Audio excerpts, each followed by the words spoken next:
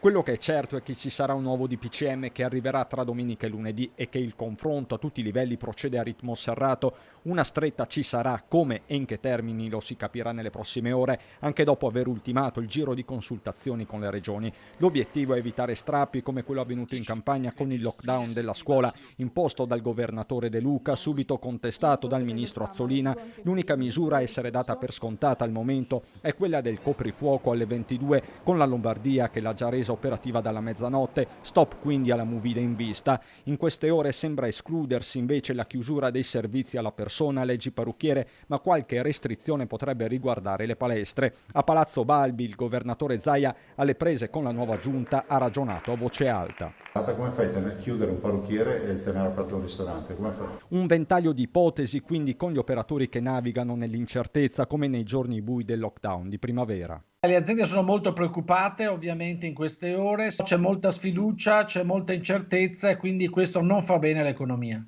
Economia che è già in ginocchio così, senza ulteriori restrizioni, ha spiegato la stessa CGA. Il meno 10% di PIL preventivato a livello italiano significa bruciare 160 miliardi di euro, come se il Veneto fosse stato in lockdown per tutto l'anno, l'immagine utilizzata dall'Istituto di Mestre. Da qui la necessità di tagliare subito le tasse e stimolare un po' di consumi. Lo spettro è la fine della moratoria dei licenziamenti. Fino adesso abbiamo tamponato dal punto di vista occupazionale grazie al blocco dei licenziamenti. È ovvio che questa misura non può essere protratta all'infinito, probabilmente verrà tolta a partire dal 1° gennaio, ma da lì inizieranno i problemi. Chiedono di essere coinvolti gli artigiani anche in queste ore cruciali.